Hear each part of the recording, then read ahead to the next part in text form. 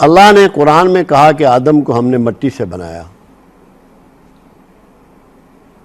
آپ سوچئے ذرا، 1 منٹ کے 1000ویں حصے میں سوچئے کہ جو کچھ کائنات میں آپ کو مل رہا ہے وہ کہاں سے آ رہا ہے؟ مٹی سے آ رہا ہے یا کہیں اور سے آ رہا ہے؟ سبزی ہے، پھل ہے، دودھ ہے، کھانے پینے کی میوے ہیں اور سبزیاں ہیں، پھل ہیں اور اناج ہے. آپ جو لکڑی گھر بناتے ہیں، ریت ہے، مٹی ہے، سب مٹی سے آ رہا ہے، زمین سے آ رہا ہے. اور مٹی کہاں ہوتی ہے؟ آپ کے قدموں تلے، آپ کے قدموں کے نیچے. تو جو یہ چاہے کہ میں پاکیزہ کر لوں اپنے آپ کو، وہ باصفت مٹی ہو جائے، ڈیلیور سب کچھ کرے معاشرے کو، رہے عاجزی میں، پیروں میں رہے.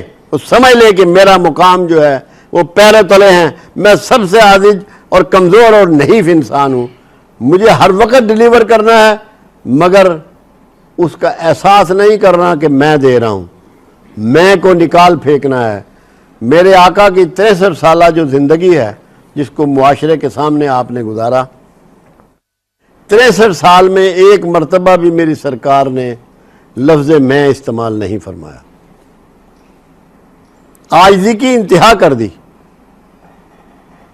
اور جب طائف میں لوگوں نے پریشان کیا اور فرشتوں نے کہا کہ اگر آپ کہیں تو ہم دونوں پہاڑ ملا دیں، طاقت ہونے کے باوجود عاجزی اختیار کی. میں گمان کرتا ہوں کہ ان کی اولادیں ایمان لے آئیں گی.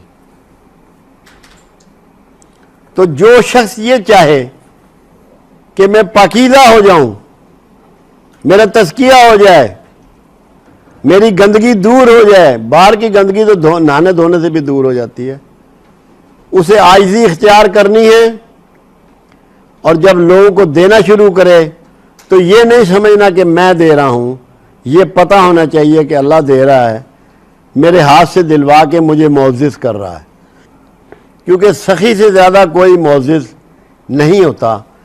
مختلف انداز میں یہ چیزیں سکھائی ہیں شمس تبریز علیہ رحمت نے جلال الدین علیہ رحمہ کو. تو پاکیزگی کے بغیر کسی کی بھی کوئی اچیومنٹ نہیں ہو سکتی، کوئی کامیابی نہیں ہو سکتی. جو لوگ نجس ہیں اپنی سوچوں میں، اپنے خیالات میں، اپنے رویوں میں، ان سے کوئی پازیٹیو کام نہیں ہو سکتا. جو شخص یہ چاہے میں اپنے لیے، عزیز و اقربا کے لیے، اپنی اولاد کے لیے، اپنے ملک و ملت کے لیے، اپنی امت کے لیے اچھے کام کروں، بہتر کام کروں، اچھے انسانوں میں پایا جاؤں، اللہ کا رفیق بن جاؤں، اللہ کا محبوب بن جاؤں، اسے عاجزی اختیار کرنی پڑے گی اور ڈیلیوری شروع کرنی پڑے گی. سلطان باہو علیہ رحمہ ایک بہت بڑے ولی اللہ گزرے ہیں. ان کا ایک شعر ہے، جو دم غافل سو دم کافر. میں اس کو ایسے سمجھتا ہوں کہ آپ کا جو دن ڈیلیوری سے خالی ہے وہ لمحات کفر ہے. چاہے تعلیم دیں، اچھا مشورہ دیں، وقت دیں، پیسہ دیں، سامان دیں، احترام دیں، عزت دیں، پردہ پوشی دیں، کچھ نہ کچھ ڈیلیوری آپ کی ہونی چاہیے.